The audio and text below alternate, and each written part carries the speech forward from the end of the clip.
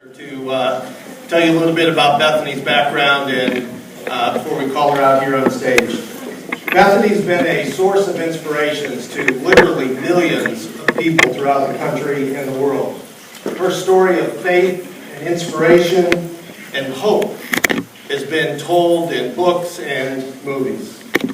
She was born to a family of surfers on February 8th in 1990 on the island of Hawaii. She had her first competition when she was 8, and she, of course, won that both in the longboard and the shortboard.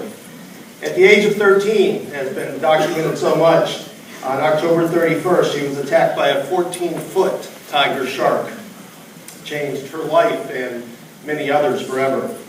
It's a story of determination that resulted in 2007 of Bethany achieving her life dream of becoming a pro surfer.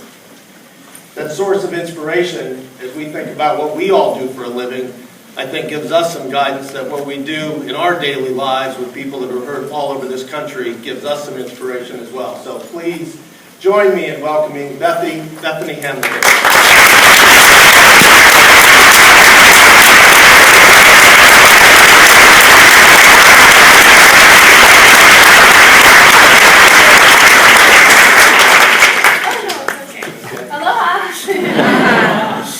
I didn't get that part right. What did you say? I just said welcome. I'm from Iowa, that's so Iowa. So, how cool to have you here. Tell us about the competition. You competed in August at a Supergirl.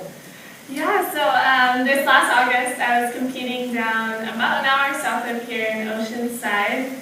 And yeah, I did really well. I made a few heats and just surfed well in the heats. And it's an awesome event, all women's, professional event. And yeah, it's amazing just to be able to surf for a living and compete against the best girls in the world. So 2007 you turned pro. So women's surfing, has there been a growth in that since 2007? Have you seen more people move to the pro circuit, or is it about the same as you always dreamt it to be?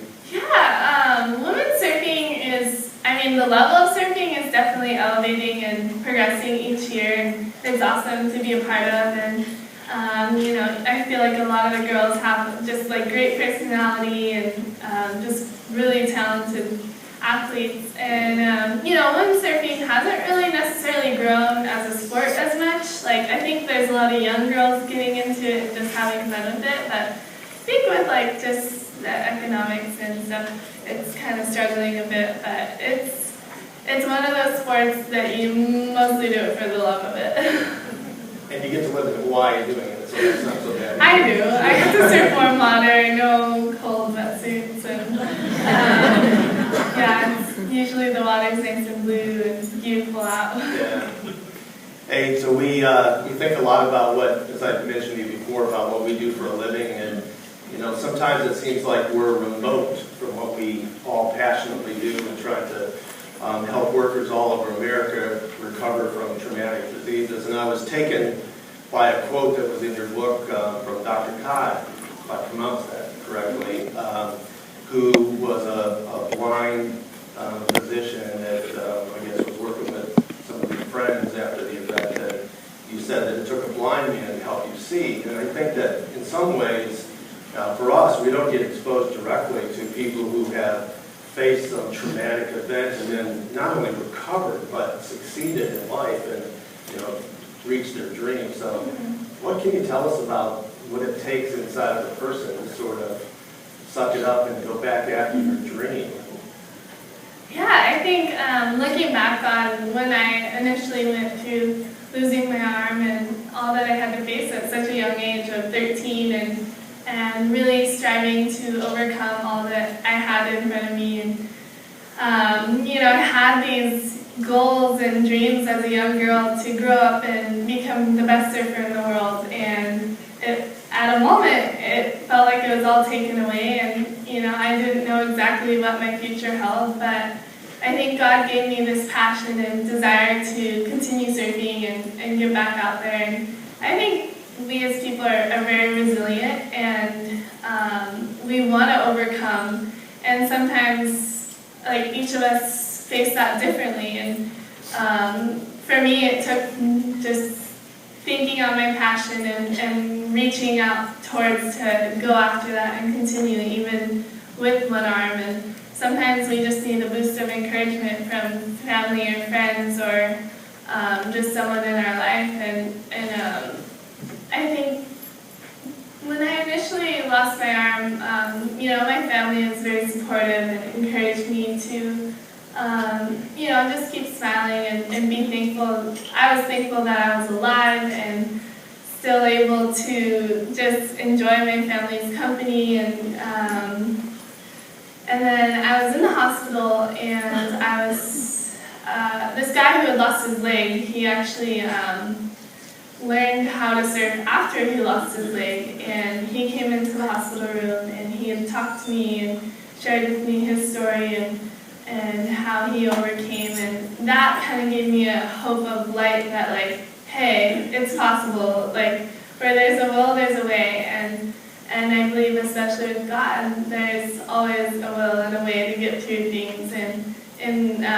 so that was kind of my first hint of hope that, like, hey, I can maybe surf. So I think before I left the hospital, I was determined to at least get back out there and give it a go. And I guess I was more scared of losing surfing than the loss of my arm. I literally, like, it's just what I did every single day of my life. And I wanted to, I didn't want to lose that. And so less than a month later, I got back out surfing, and though it was challenging and there was a lot that I had to work out and figure out how to do with one arm, I eventually reached my goal of becoming a professional surfer.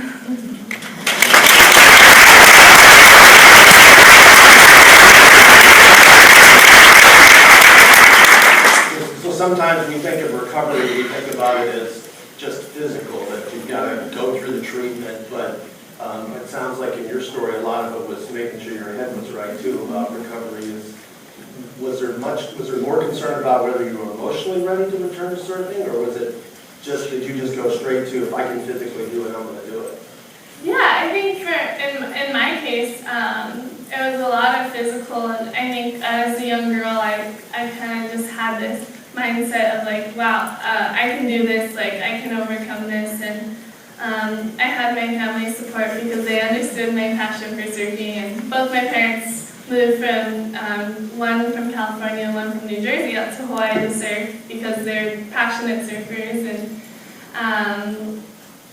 so they were very supportive, and they understood my passion for surfing. And I think sometimes it's not the same for everyone. Sometimes we have to overcome mental challenges and, like, just believe that we can overcome whatever it is that we're facing. And I wouldn't say I was always, like, just gung-ho going at it. Like, I had days where it was hard, and I struggled with just wanting to even get in the ocean and try surfing, and I would come in from surfs and just be so frustrated and discouraged, but always just my passion and determination drew me back, and my family's support, and knowing that God loved me as I was, and He wanted me to overcome as well. Like, all these different elements helped just draw me back to overcome and keep going at it.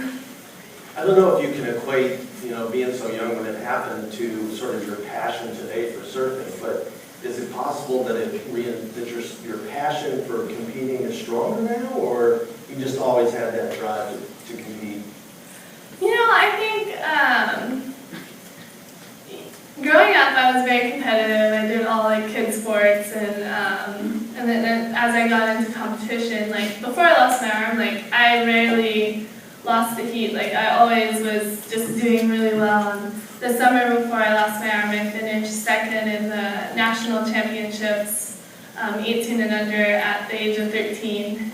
And so it was, like, huge. And I definitely had that fire and drive to just succeed and do well and just win every heat I got in. And I think as I overcame my challenges with one arm, and just the fact that I learned to surf with one arm, like, to me that was a triumph, and that was winning my heat. Like, it wasn't necessarily all about like contests and winning and being the best. It was just being the best that I could be.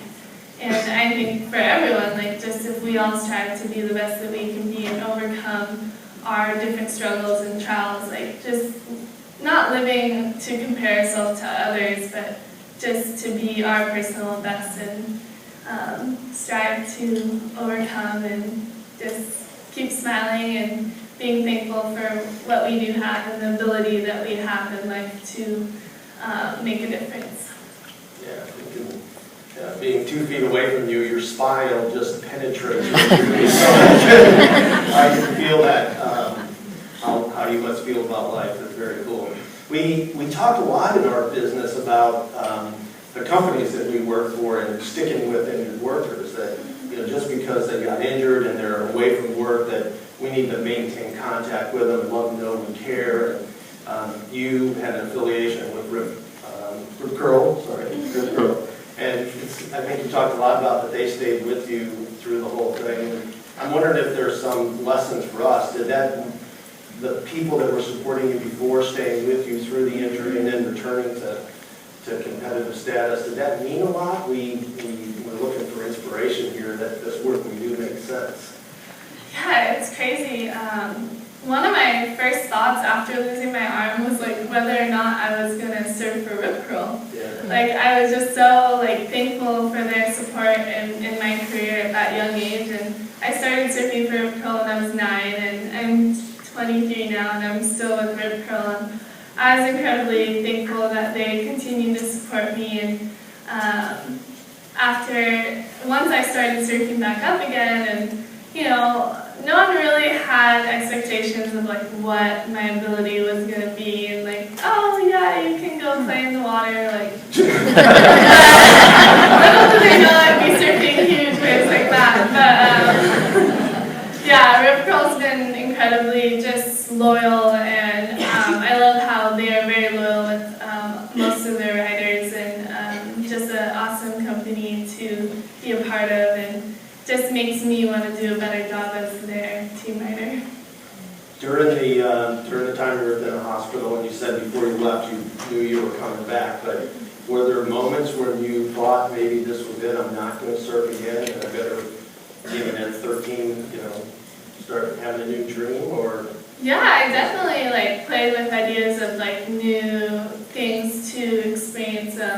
I remember my mom especially, she wasn't so confident in me. Though she was loving and supportive, she was like, we can move to the mountains and you can learn to snowboard.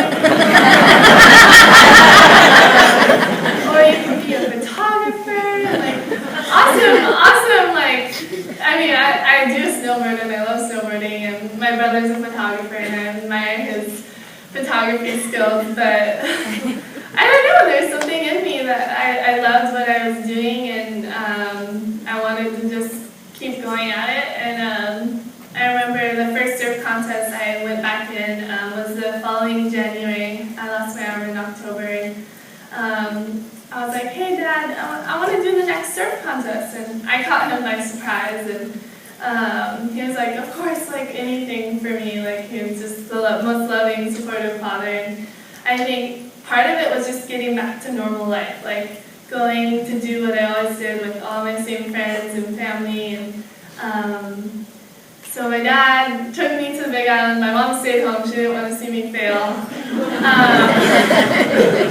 She didn't tell me that, but it wasn't true. And I love my mom. My mom is incredibly supportive. She's always the one that's kicking my butt and like telling me, get back out surfing, or like, the surf's good, go get out there. She's awesome. But at that time, she wasn't, like, she just didn't have that mindset of like, my daughter can overcome and learn to surf with one arm and do well. But she was supportive in other ways, and she had other ideas for me. But I actually ended up making the finals of my first surf contest, and finished in the finals, and surprised my mom, and my dad was there and stoked, and it was really good. She's okay with coming to the events now. Oh yeah, no, she's awesome. She actually was with me for one of my best results. I finished second in the junior championships, and she was there, and it was really nice to have her cheering me on and walking me through each heat. Yeah. You mentioned your dad, and I guess being a proud father myself of a 12-year-old, by the way, sharing the same birthday as you. I thought that one of the things that your dad said, that you quoted in the book about, being competitive, and that if you don't win, you just don't give up. That there's, you're fortunate enough you got a chance to go out and do it again. Did that competitive, keep trying, I don't have to win, but I want to win, that came from your dad? I want to ask you for credit here. Okay, I'll change the question. Let's go back to your mom.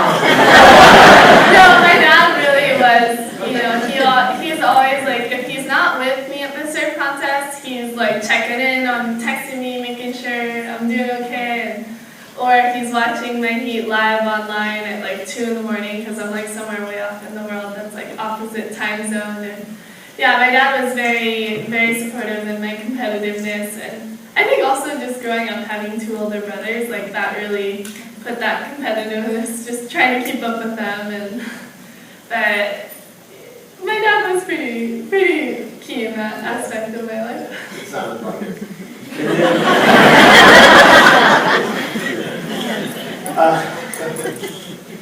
So when you think about how we try to help people recover, and sometimes we don't get people back to full recovery, and we kind of justify in our mind we did the best we could, and we've got them as return to work able as they are.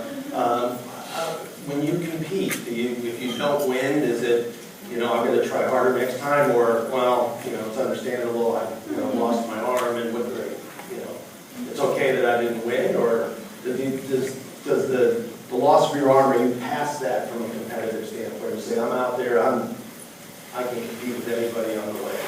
Yeah, I think the key for me with competitive surfing with one arm is, the fact is I have a different approach, and I have to kind of do it differently. I can't necessarily have the same strategy as the girl right next to me, and going into heat, my approach is always not necessarily worrying about the person who's next to me in the water, but worrying about what I gotta do and how I gotta approach the ocean today and what I need to do to make this heat. And so usually it all comes down to me and what the ocean's doing, and I'm always planning and seeing how I can best do my job and best surf these conditions that I'm given. And the ocean is a different workplace, different work environment. It's you learn to read books and you start to progress as you grow up. You read more challenging books. That's how surfing is. As you progress and get better and better, you face different and more challenging conditions. And so when I get into a contest, I just figure out how I can best approach the ocean today. And I think for people that have injuries, and just encouraging them how they can best approach their job and best do how they can best do their job. And sometimes it is a little different, and we just have to make the most of what we have. And sometimes we think of your story, and at 13 you got dealt with this traumatic injury, and you had to face that and then pursue your dream, but along the way you got slapped with another seemingly unpredicted thing of becoming a celebrity. And how's life as a celebrity?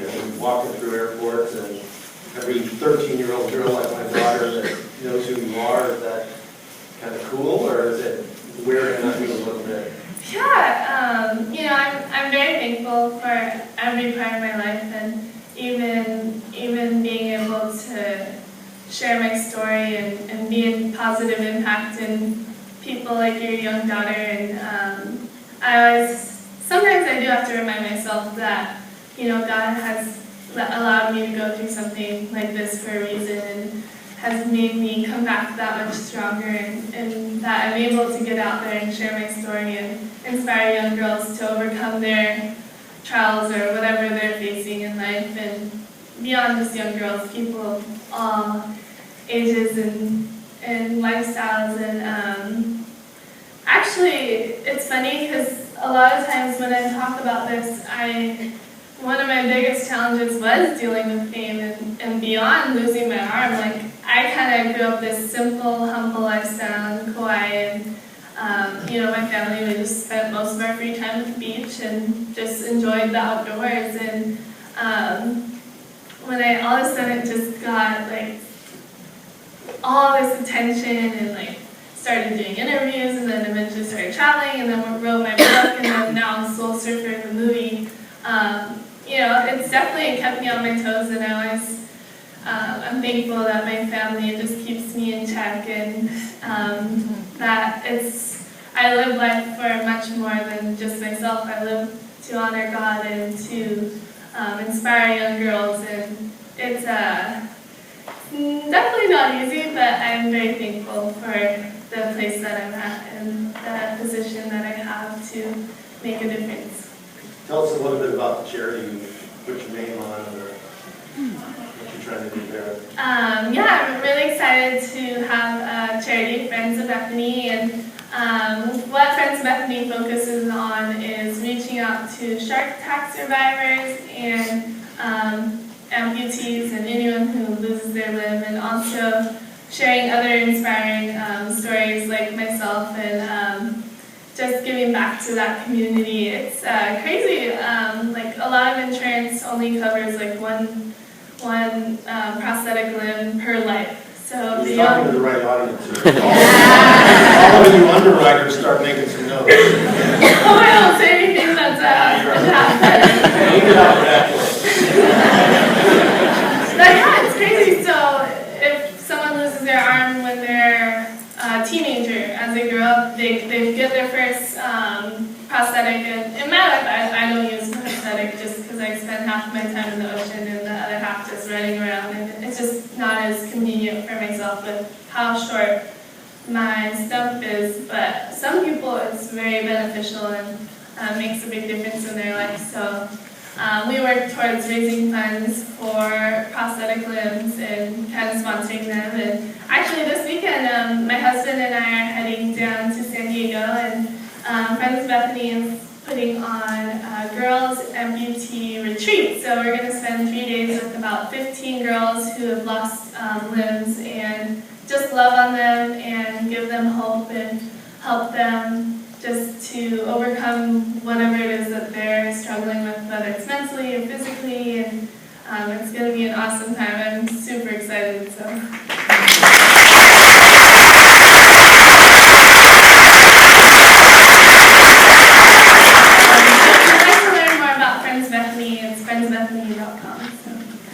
Slipped in that husband thing.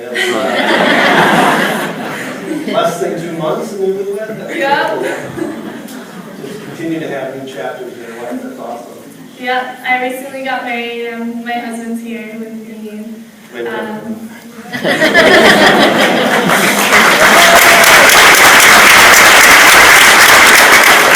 Still getting used to the term husband. Is this the farthest you've been away from you? Pretty much, besides when he gets counted with me too.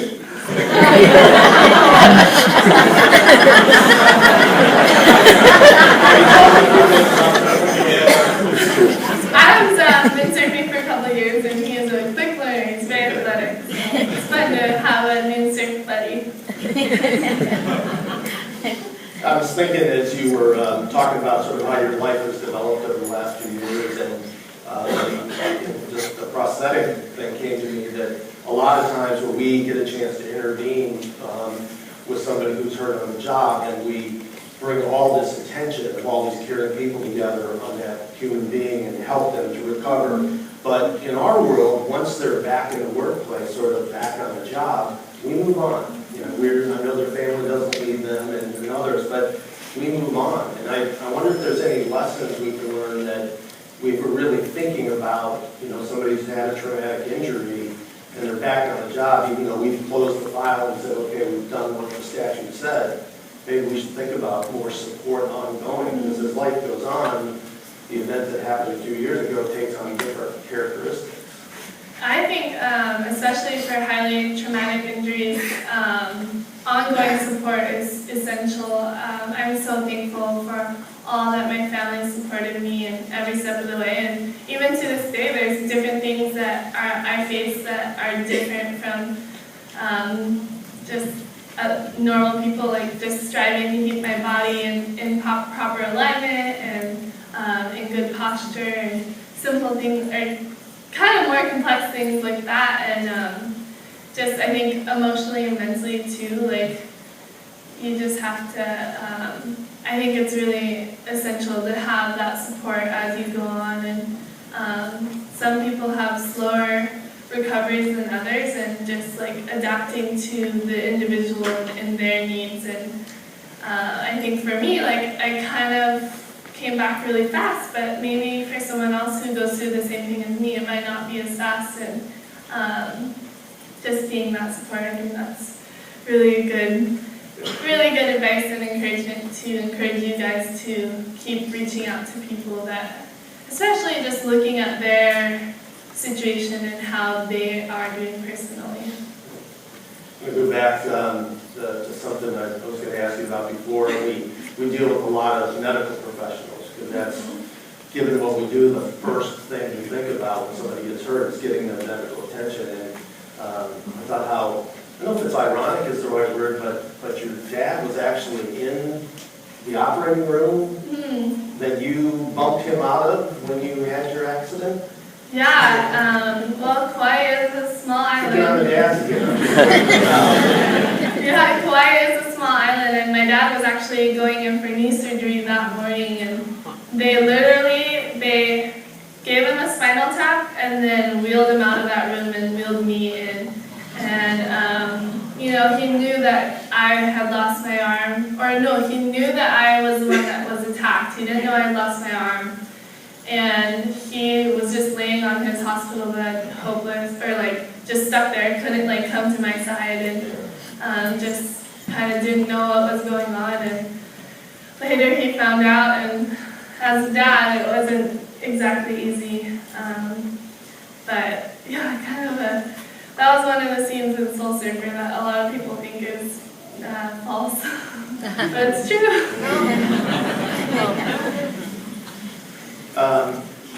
So the medical professionals, we think a lot about doctors, our business of, they're competent to deliver medical care, but this human being part of it, the nurturing part of it, sounds like you have a team of doctors, even on the island, that knew you and knew serving and cared about you. Did that meant a lot more than just their medical skills? Yeah, my doctor, who was my main surgeon, he actually, I see him all the time, and he surfs, and I'll surf with him every now and then, and he has cute little kids that are soon to be paddling circles around me. But I remember one advice he encouraged me in was that the list of things you won't be able to do will be short, and maybe the list of things that you may have to do differently might be long, but you can figure that out. And that's stuck with me since then. And just his personableness with my family and I, he was very just, he came to our level and just spoke honestly and very encouraging, very supportive, and it was really nice to have that. I think sometimes in our job, I don't want to get too terribly personal about this, but those of us that haven't gone through an injury, but we deal with people that have, it gets a little uncomfortable of how to talk about it. I'm wondering, your injury is so visible to people, how do you say to people, listen, I'm Bethany, I'm still a kid that paddled around, and sometimes I think those of us that are trying to help people are intimidated by the fact that you were injured and we're not, and can I really, is it okay to say, hey, you lost your arm? You know what I'm saying? do people seem uncomfortable around you when they try to talk about that, or? Yeah, I think often it just depends on their background, and sometimes people are uncomfortable, and I think just it coming from maybe from a professional's viewpoint, like maybe just coming at them with loving arms and just wanting to encourage them to be thankful for what they do have, and how they can best approach their situation and overcome, and just encouraging them to keep looking forward and working at recovering, and I think simply just being a friend. Yeah. So maybe just a couple final areas. As we've talked about ahead of time, the people in this room in a very difficult state of California for what we do with dealing with injured workers all the time. I'm wondering if there's just any sort of thoughts you have for us about thinking about this issue of disability and injuries, and not trying to make it too open-ended, but you've lived through this and obviously succeeded. Well, we aspire to help people to become a pro surfer someday. Just some final thoughts from you on that?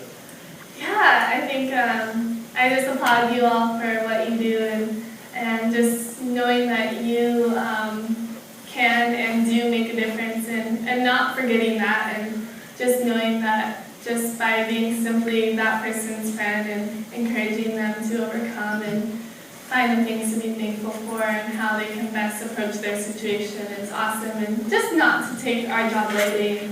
Like me, for example, and all the young girls that I know look up to me, and remembering that as I go out and surf my next contest, or when I go to a speaking event, like just remembering that I am making a difference, and that you are too, and if we can all just make a difference in one person's life, it's worth it, and just the little details matter, like little details that you can put into and just encourage people, and is very special, and so yeah. Bethany, we can't thank you enough for coming here today and sharing your story with us. Thank you so much. Thank you.